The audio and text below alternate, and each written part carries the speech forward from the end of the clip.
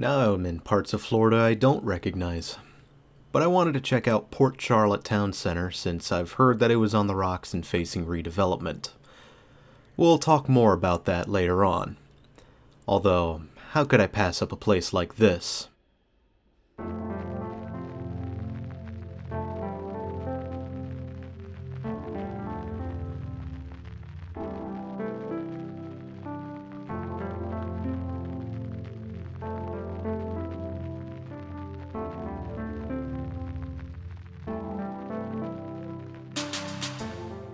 Alright, before I start reading my notes on this place, come on, let's start with these fountains, shall we? This is going to be the first of 3 we'll see.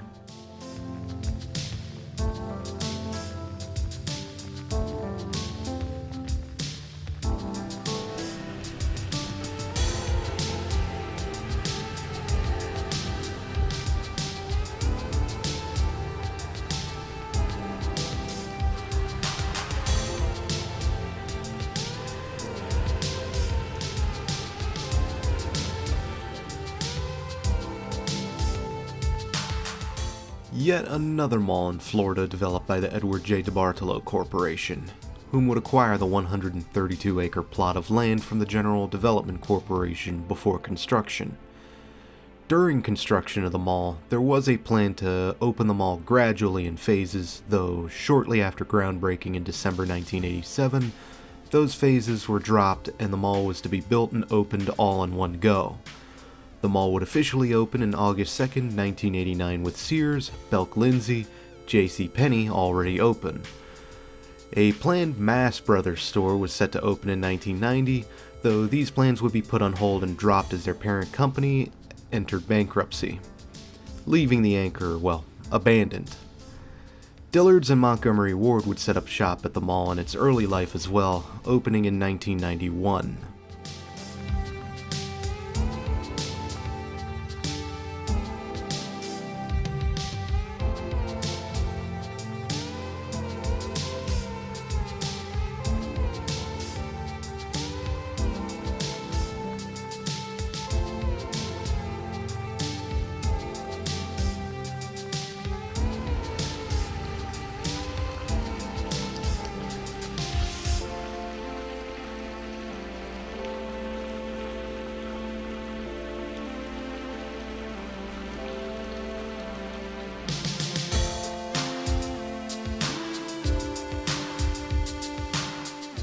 The mall did open to quite a bit of fanfare, with a celebratory gala preview of the mall being held on August 1st before its opening, and the grand opening ceremony itself was host to 25,000 people, and events during the ceremony would include things like prize giveaways for the first 1,000 shoppers, a ribbon-cutting ceremony, a registry raffle for a Pontiac Sunbird, a performance by the Guy Lombardo Orchestra, and much more. Too much to list. Additionally, it looks like the mall hasn't changed too much since opening, retaining original floors, a quite colorful food court, and 3 fountains, one for each respective court. My particular favorite is the boy with the garden hose.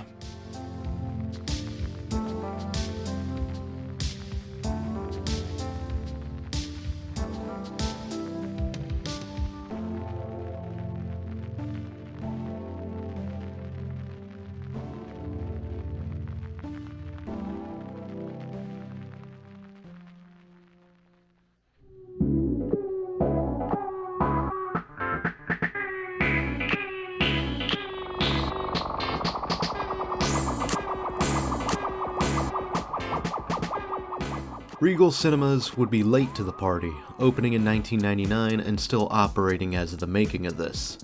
Belk Lindsay wouldn't last very long and would sell their location to Birding's in 1994. As time marched on, Montgomery Ward would meet its demise in 2001 alongside the rest of the chain, and Bell's would take its place in 2002. Meanwhile, Birding's would gradually turn over to Macy's between 2003 and 2006.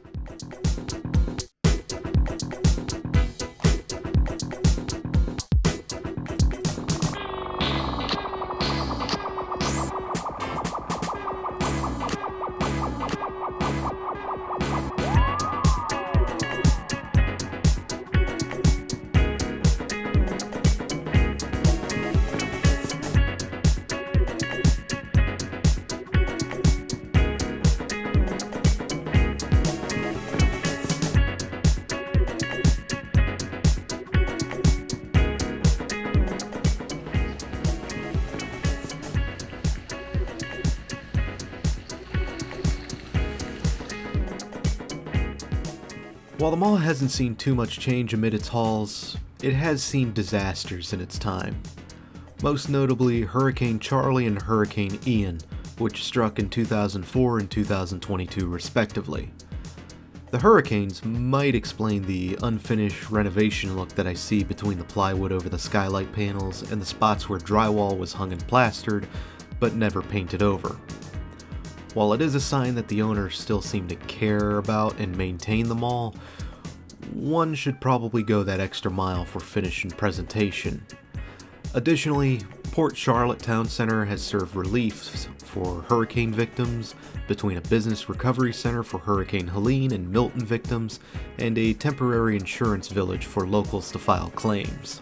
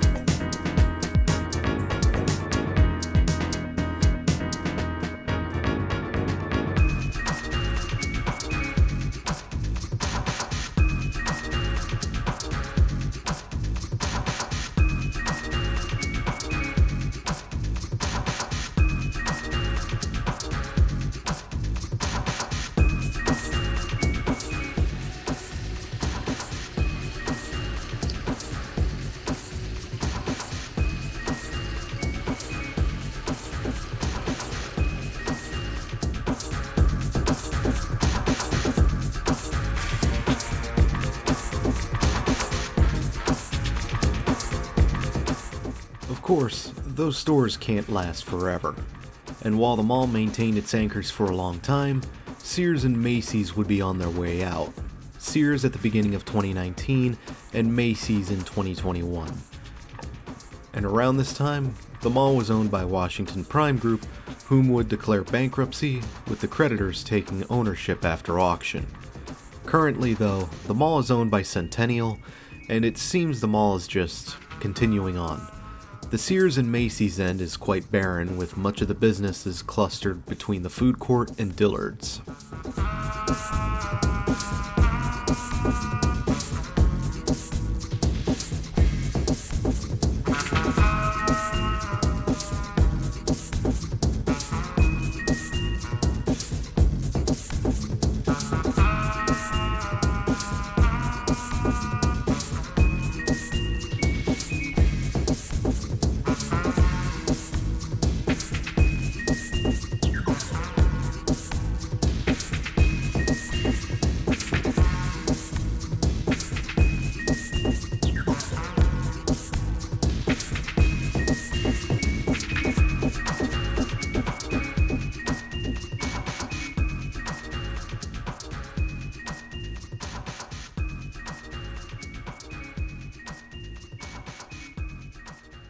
But what about redevelopment? Well, I'm sure people who tuned out at the 3-minute mark are going to tell me all about it, but I did find a document, and of course that redevelopment is a lifestyle center. Because of course it is. So for those of you who love them, you can rejoice. Well, maybe not, because it's not official at this time and it hasn't been confirmed. It's still in the early stages, and according to the AI program that I can no longer turn off, the website touting this redevelopment doesn't even exist. What I did find confirmation of was a plan to demo the former Macy's building and build apartment blocks in its place in 2023. And let's see, this is recent footage. I didn't see any evidence of that happening. But still, this does give you time to enjoy them all in all of its glory and all of its problems. I still like it, hence why I was willing to make the journey.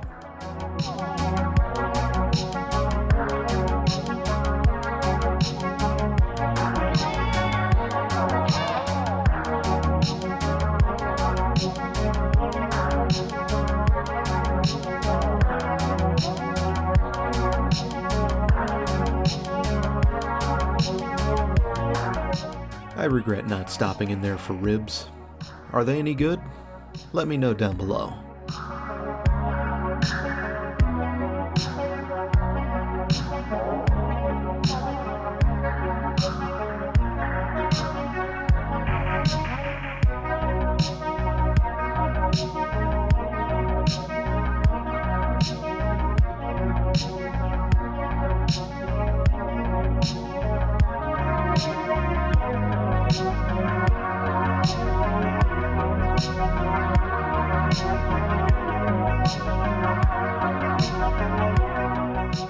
If there is one thing I do notice about Florida malls, it's that a lot of them are a lot bigger than you would expect. I mean, it makes sense between all the people who move down here in the tourism, but still, even with a mall like this, you have to wonder how big is too big. But then again, when this place comes down, none of it will matter. Until next time, Port Charlotte, this is Doomie Grunt wishing you, and your local mall, farewell, and good luck in the future.